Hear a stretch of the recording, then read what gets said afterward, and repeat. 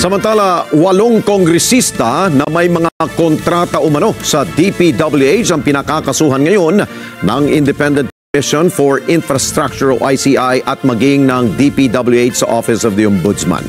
Sino-sino sila? Alamin sa report ni Vic Sumintak.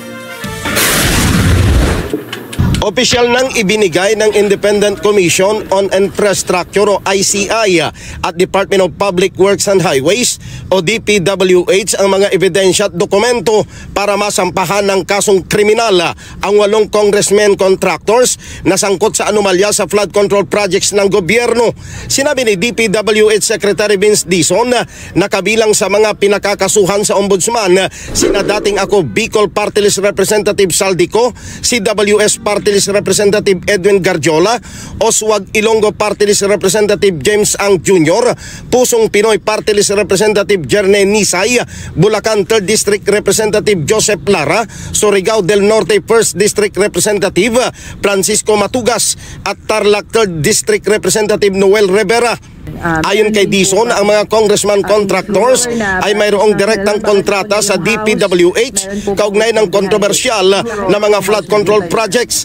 Hiniling ni Secretary Dizon kay Ombudsman Boyeng Rimulya na masampahan ng kasong plunder, paglabag sa Anti-Graft and Corrupt Practices Act, bribery at paglabag sa Code of Conduct and Ethical Standard for Public Officials ang nabanggit na mga opisyal ng pamahalaan.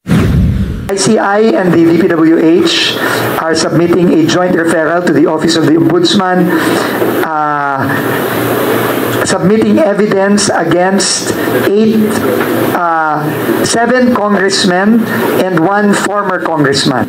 Sa kadeya ng SIGA po ay meron po kaming pinipresentang ebidensya na SIGA din ay may pag-aari ng mga construction company na merong mga iba't ibang kontrata sa DPWH.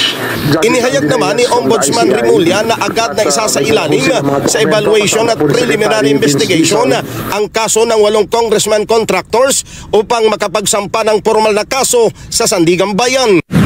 Ito'y tinatanggap namin for evaluation and fact-finding at susunod na lang ng preliminary investigation. Kaya evaluation and fact-finding which will take, yung evaluation, oras lang yan, no? Oras lang.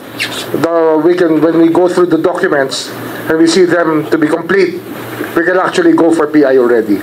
Tiniyak naman ni retired Supreme Court Justice Andres Reyes, ang chairman ng ICI, na magpapatuloy pa ang kanilang ginagawang investigasyon at asahan ng publiko na marami pang personalidad na kinabibilangan ng mga public officials ang masasampahan ng kaso kaugnay ng anomalya sa flood control projects.